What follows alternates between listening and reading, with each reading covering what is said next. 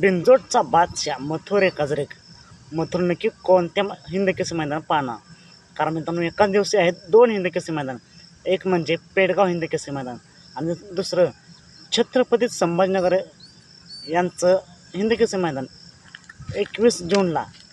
मित्रांनो येत्या 21 जूनला एक भव्य दिव्यचं ओपनचं मैदान पार पडतं आहे.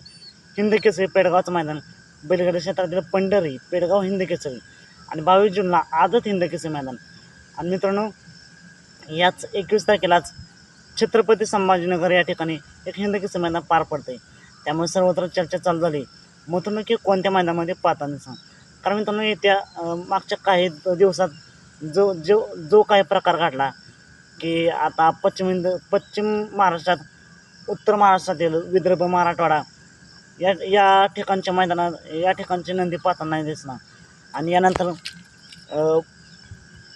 मथुरचे मालक राहुलभाई पाटील यांनी उत्तर महाराष्ट्रातील बैलगाडी मालकांना सपोर्ट केला आहे.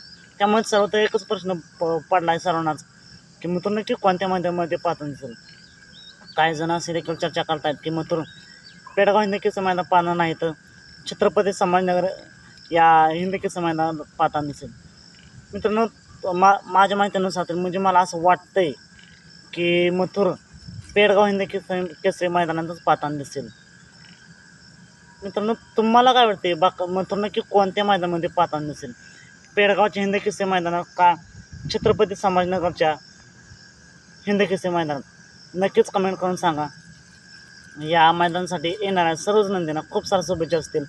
बघूया मथुरचं नक्की आयोजन नियोजन कसं होतं आहे. फिक्स पायरा याच्याबद्दल अपडेट घेऊन येऊयाच. तर फिक्स अपडेट जाणून घेण्यासाठी आत्ताच आपल्या चॅनलला सबस्क्राईब करून ठेवा, लाईक करा आणि शेअर करा.